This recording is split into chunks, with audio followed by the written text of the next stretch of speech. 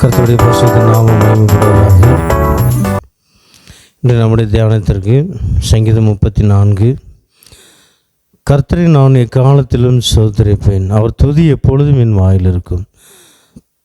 கர்த்தருக்குள் என் ஆத்துமா மேன்மை பாராட்டும், சிறுமைப்பட்டவர்கள் அதை கேட்டு மகிழ்வார்கள். என்னோடு கூட கர்த்தரை மகிமைப்படுத்துங்கள், நாம் ஒருமித்து அவர் நாமத்தை உயர்த்துவோமாக. நான் கர்த்தரை தேடினேன், அவர் எனக்கு செவி கொடுத்து என்னுடைய எல்லா பயத்துக்கும் என்னை நீங்களாக்கிவிட்டார். அவர்கள் அவரை நோக்கி பார்த்து பிரகாசம் அடைந்தார்கள், அவர்கள் முகங்கள் வெட்கப்படவில்லை. இந்த ஏழை கூப்பிட்டான், கர்த்தர் கேட்டு அவன் இடுக்கண்களுக்கெல்லாம் நீங்களாக்கி ரட்சித்தார்.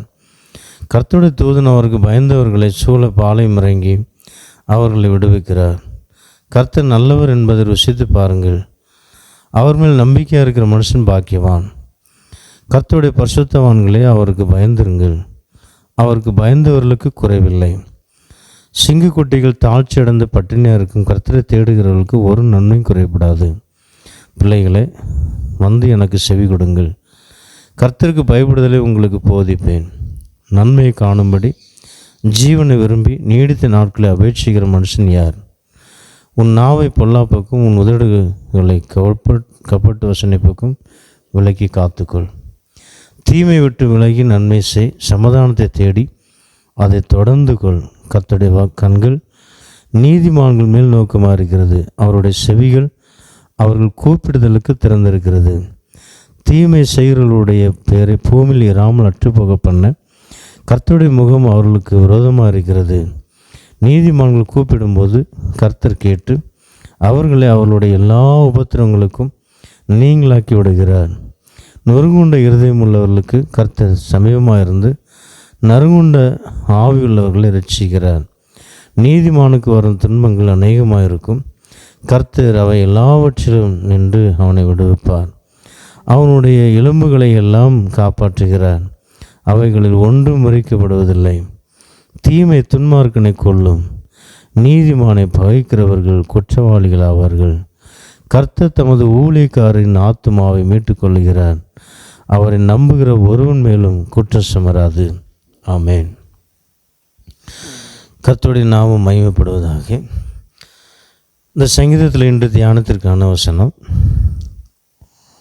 நாம் எல்லாருக்குமே தெரிந்த வசனம்தான்.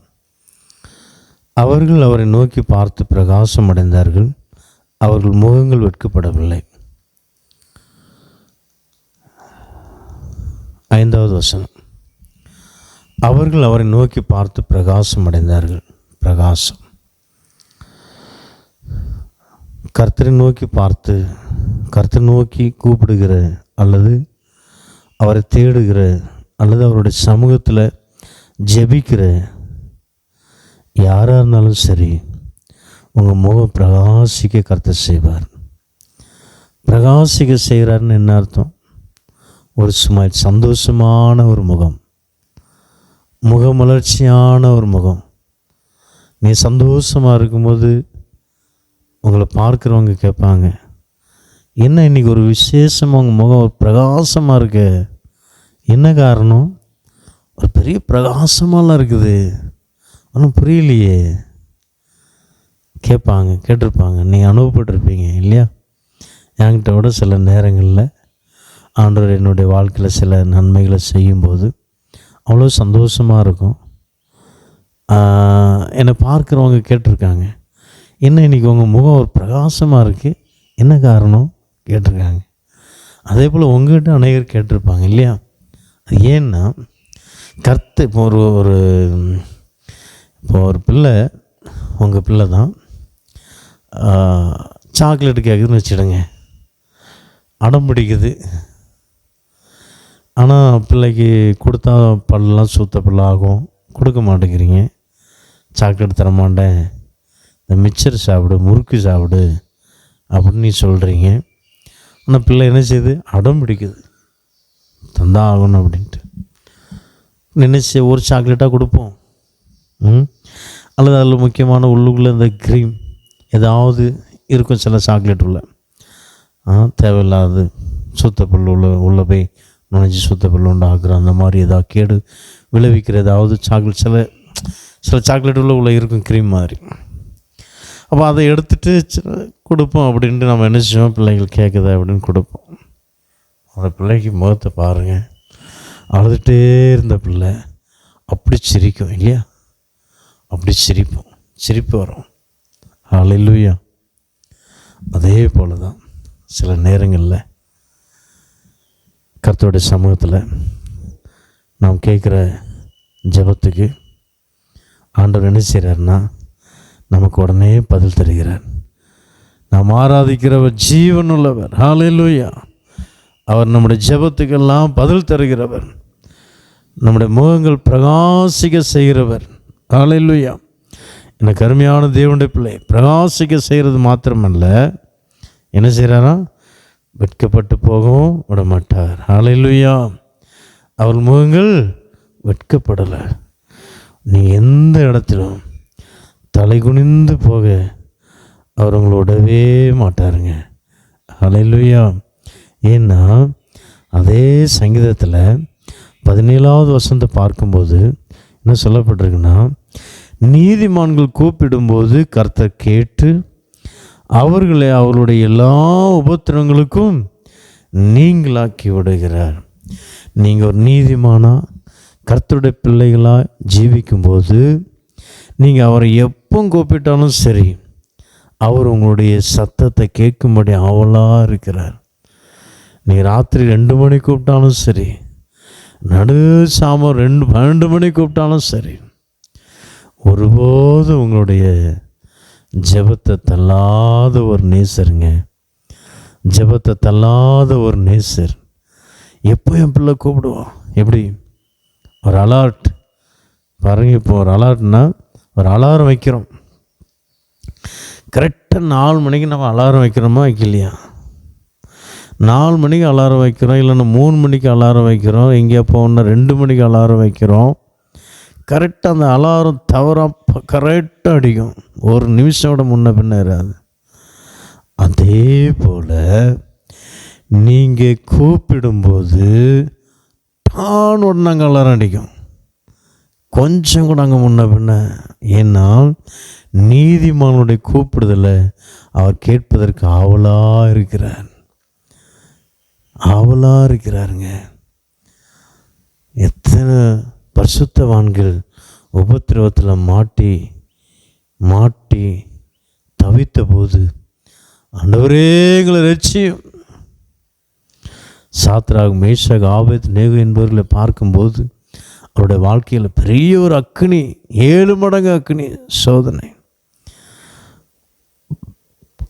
ஒரே ஒரு வார்த்தை சொன்னார் ராஜாவை பார்த்து, என் தேவன் எங்களை உன்னுடைய கைக்கும் இந்த அக்னி சூளைக்கும் எங்களை தப்புவிக்க வல்லவராக இருக்கிறார். கூப்பிடலைங்க, கர்த்தர் கூப்பிடலை.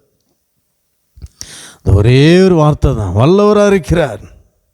ஷபார் ரத்திராபாரம். நம்முடைய தேவனை பற்றி நாம் அறிந்தால் போதும் அவர் எப்படிப்பட்டவர்.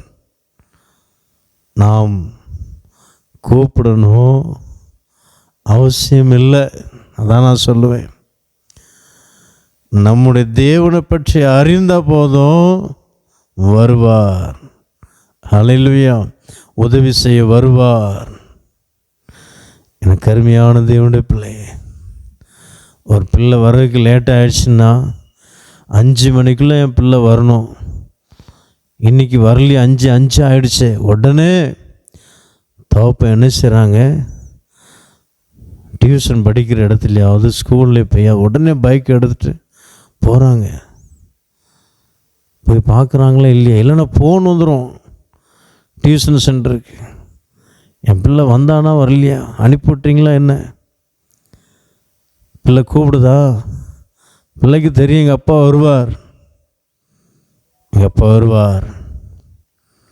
சில ஸ்கூலில் அப்பா அம்மாலாம் வெயிட் பண்ணிகிட்ருப்பாங்க, கூப்பிட்டு வர்றதுக்கு. நான் சொல்ல புரியுன்னு நினைக்கிறேன். ஆனால் இதில் சங்கீதக்காரன் என்ன சொல்கிறாருன்னா, அவர்கள் அவரை நோக்கி கூப்பிட்டு பிரகாசம் அடைந்தார்கள், அவர்கள் முகங்கள் வெட்கப்படலை. அப்படி இதில் ஏன் கூப்பிட்டார் என்று உங்களுக்குள்ள ஒரு கேள்வி வரலாம். சில நேரங்களில் நம்முடைய மனசில் என்னென்னா ஒரு ஐயங்கள் வரலாம், அவிசுவாசம் பிசாசு கொண்டு வரலாம் இல்லையா? அந்த அவிசுவாசம் அதெல்லாம் அந்த சாத்ராக் மேஷாக் இருந்த ஆபேத்நேகோ அவர்களுக்குள் இருந்த விசுவாசம் பெரிய விசுவாசம்.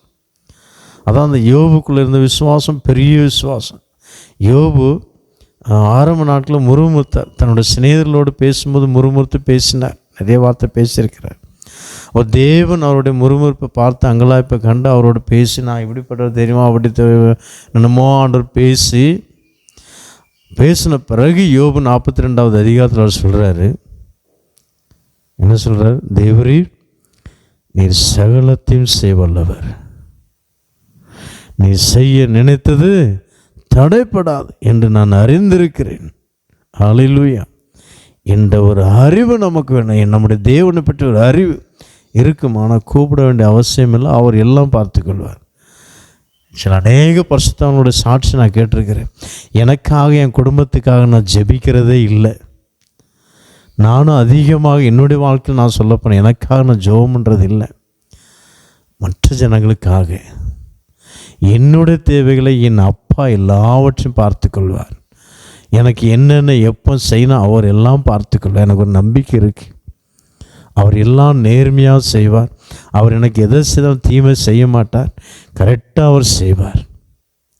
நான் அதிகமாக ஜெபிக்க மாட்டேன், எனக்காக, எங்களுக்காக, மற்ற ஜனங்களுக்காக, ரட்சிக்கப்படாமல் இருக்க ஜனங்களுக்காக. நான் சொல்கிறவங்களுக்கு புரிய நினைக்கிறேன். ஒருவேளை ரட்சிப்பின் அனுபவத்தில் இல்லாத யாராவது இருப்பாங்கன்னா, நீங்கள் இயேசு நோக்கி கூப்பிடுவீங்கன்னா நிச்சயமாக உங்களை விடுவை பாருங்கள். விசுவாசத்தில் குறைவுள்ளவர்களுக்காக இந்த வசனம்.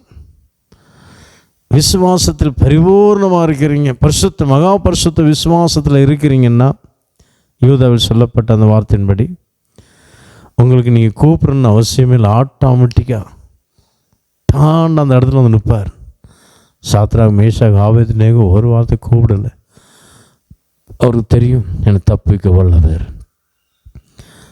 அக்னி சூழல் போடையும் தேவகுமார் சன் ஆஃப் காட், தேவகுமாரனுக்கு ஒப்பானவராக 4வது ஒரு மனுஷன் உலாவுறதை பார்க்கிறேன்னு சொல்லுவார். எனக்கு அருமையான தேவனுடைய பிள்ளை, அவர் அங்கு குதித்து விட்டார். அந்த 3 புருஷங்களை போடுவதற்கு முன்பதாக தேவனுடைய குமாரனாய் கிறிஸ்து பழைய ஏற்பாட்டில் முத இறங்கினா அதில் தாங்க இறங்கிட்டார். அவர் இறங்கினதை எல்லாம் ஏர் கண்டிஷனாக மாறிடுச்சு. அக்னி சூழல் எப்படி ஆயிடுச்சு? ஏர் கண்டிஷனாக மாறிடுச்சு. எவ்வளோ பெரிய ஒரு அற்புதம். அதே போல் நம்முடைய வாழ்க்கையில் சோதனைகள் மத்தியில் போய்கொண்டிருக்கலாம். நீதிமானாக இருக்கிற நமக்கு அது சோதனையாயிராது, ஆனந்த கழிப்பாக மாற பண்ணுவார். உங்களுக்கு தெரியும், எனக்கு அருமையான தேவனுடைய பிள்ளையே, நீதிமான்களுக்கெல்லாம் அதெல்லாம் சோதனை கிடையாது, ஆனந்த கழிப்பு. நாம் அவரை நோக்கி கூப்பிடுவோம், பிரகாசம் அடைவோம். நாம் ஒருபோது வெட்கப்பட்டு போவதில்லை. விசுவாசத்தில் உறுதியாக இருப்போம். அவர் எனக்காக யாவையும் செய்து முடிப்பார். என்னை தப்பிக்க வல்லவர், என்னை பாதுகாக்க வல்லவர், என்னை சுகப்படுத்த வல்லவர் என்று நீ அவரை துதித்து பாருங்கள். அந்த அற்புத செயல்களை நீங்கள் உணர்வீங்க. கண்களை மூடுவோம். சர்வவல்லமையுள்ள பிதாவே நன்றியோடு சோதரிக்கிறோம். அப்பா, அந்த காலை நேரத்தில் நம்முடைய சமூகத்தில் வந்து அப்பா சோதர வேதத்தை வாசித்து தியானிக்க உதவி செய்து நமக்கு நன்றி செலுத்துகிறோம். இந்த வார்த்தையின்படி நாங்கள் ஜீவிக்க எங்களுக்கு உதவி செய்யும். எங்கள் முகங்கள் பிரகாசிக்கட்டும், நாங்கள் வெட்கப்பட்டு போகாதபடி செய்யும். இந்த பிரசன்னம் எங்களோடு கூட இருக்கட்டும். சாத்ராக் மேஷாக் ஆபேத்நேகோவுக்கு இருந்த விசுவாசம் மகா பரிசுத்த விசுவாசத்தினால் எங்களை நிரப்பிடலும். புதிய ஆத்துமாக்கள் ஆண்டவரை உம்மை நோக்கி கூப்பிட தெரியாதவர்கள், அவர்கள் உம்மை நோக்கி கூப்பிட்டு, விசுவாசத்தில் குறைவாக இருக்கிறவர்கள் உம்மை நோக்கி கூப்பிட்டு பிரகாசம் அடையத்தக்கதாக, அப்பா வெட்கப்பட்டு போகாமல் இருக்கத்தக்கதாக ஒவ்வொருத்தருக்கும் நீ உதவி செய்யும். எத்தனையோ குடும்பங்களில் சமாதானம் இல்லை, சந்தோஷம் இல்லை, ஒருமனம் இல்லை. ஒவ்வொரு குடும்பங்களும் சந்தோஷம் சமாதானத்தில் நிரப்புங்கப்பா. பிரிந்த குடும்பங்கள் ஒன்று சேரட்டும். அப்பா போகும்போது வரும்போது இந்த நாட்களில் இன்று ஒவ்வொரு ஊழியக்காரங்களையும், ஒவ்வொரு விசுவாசி பிள்ளைகளையும் ஒவ்வொருத்தரையும் பாதுகாத்து கொள்ளுங்க. எல்லா மனுகுலத்தையும் பாதுகாத்து கொள்ளுங்க. எல்லா ஆபத்து விபத்தில் விலக்கி பொல்லாத மனுஷனுடைய கரத்தினின்று விலக்கி காத்து கொள்ளுங்கப்பா, காத்து கொள்ளுங்க. திடீர் மரணங்களுக்கு விலக்கி பாதுகாத்து கொள்ளுங்க. தெய்வ பிரசன்ன கூட இருக்கட்டும். உங்களுடைய நாமம் மயம்படட்டும். அப்பா சோத்திரம் சோத்திரம். விளவினமாக வியாதியாக இருக்கிற ஒவ்வொருத்தருக்காக ஜெபிக்கிறோம். அப்பா உங்களுடைய வல்லமையுள்ள கரத்தை நீட்டி தொடுங்கப்பா, சுகப்படுத்துங்க. இந்த நேம் ஆஃப் ஜீசஸ். ஓ விடுதலை உண்டாவதாக. நசனா இயேசுவை நாமத்தினால் பூரணமான விடுதலை உண்டாகட்டும். உங்களுடைய நாமம் மகிமைப்படட்டும். எங்களை தாழ்த்தி ஒப்பு கொடுக்குறோம்.